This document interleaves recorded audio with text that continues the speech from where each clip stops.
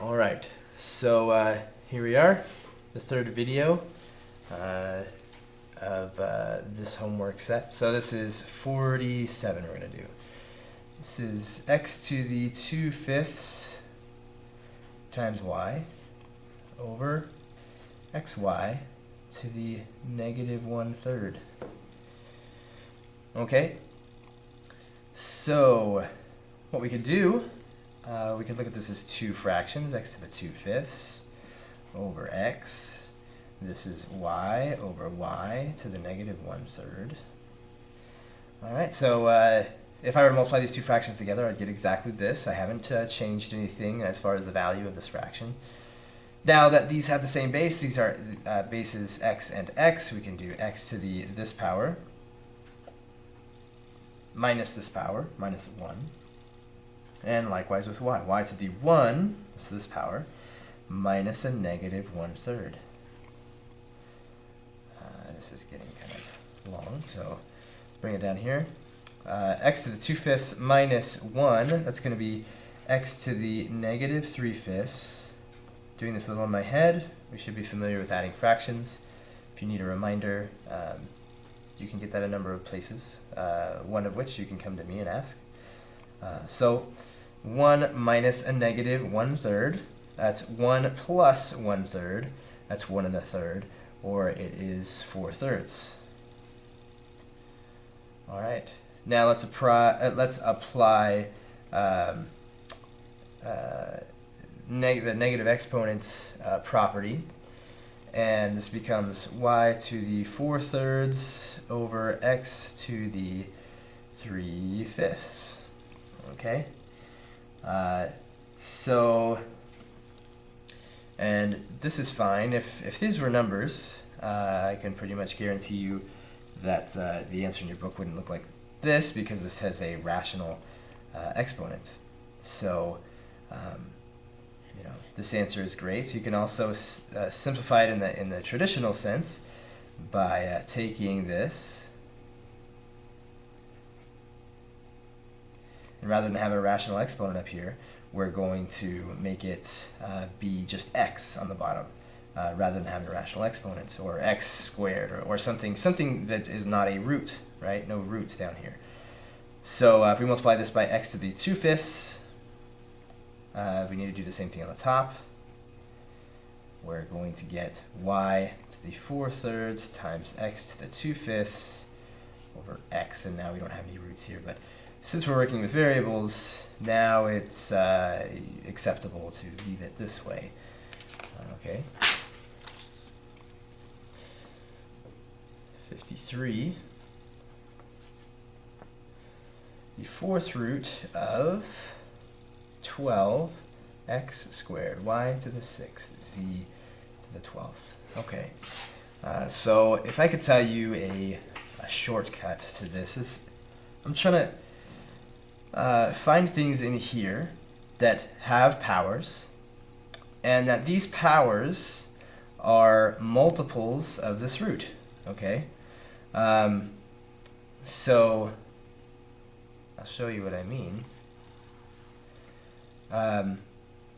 Well, let's take a look here. Does this have any factors of 12? Are there any factors of 12 that are perfect fourth powers? Well, definitely not, because the smallest one, 2 to the 4th, is 16, and 16 is not a factor of 12. So no good there. How about x squared? Does x squared, can you break it up so it's x to the 4th times x to the something, and they add up to 2? Well, 2 is smaller than 4, so that's not going to happen.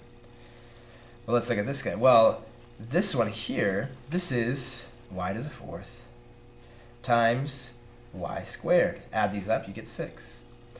Likewise, this is z to the 4th times z to the 4th times z to the 4th. And there you go. So now this is we can take this one out as a y. We've got 3 of these. We've got 3 z to the 4th, so this comes out as a z to the 3rd. And this is 12x squared y squared inside the radical. Okay, so in general you're looking for perfect fourth powers inside here, even perfect fourth powers that are factors of the number. That's what we did here. This fourth power here, this y to the fourth, is a factor of y to the sixth. So that's why we were able to separate it out and pull it outside the radical. Okay, let's try 58.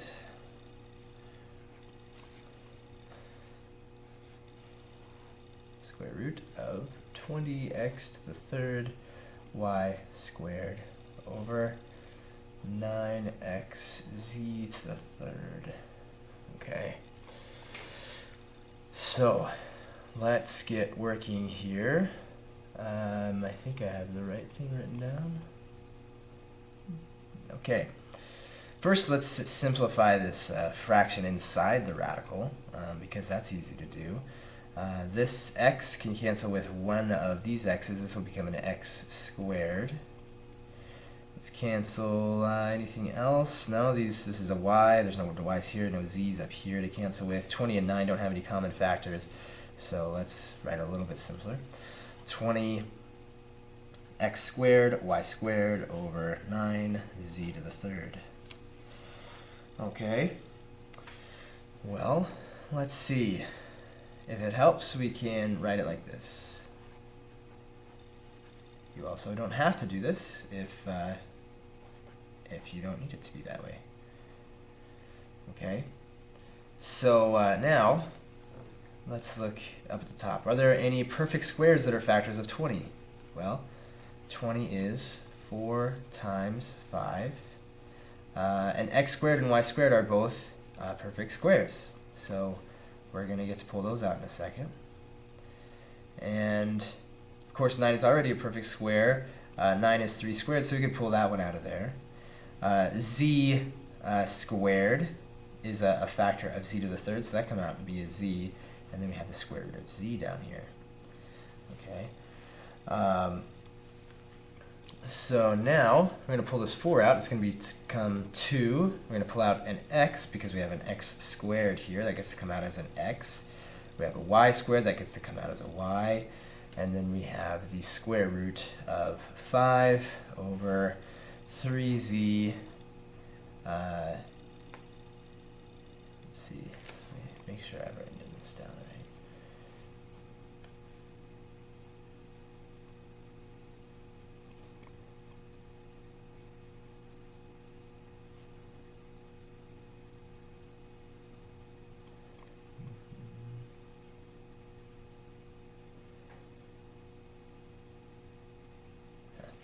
Okay, so 3z times the square root of z.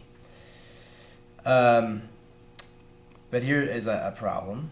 There's a radical down here. We don't like that. So let's say that we multiply by the square root of z. Multiply the square root of z times the square root of z is just going to be z down here. Multiply by the square root of z on top as well. And now we no longer have a radical in the denominator, which we don't like. 2xy times the square root of 5z. Since these have the same root, I can combine them under the same radical. That's 5z over, now we have 3z, and this is a z as well, so we have 3z squared. Okay? So there we have it. I think I might have one more thing. Okay, so that does it for this video, and I hope that was all helpful.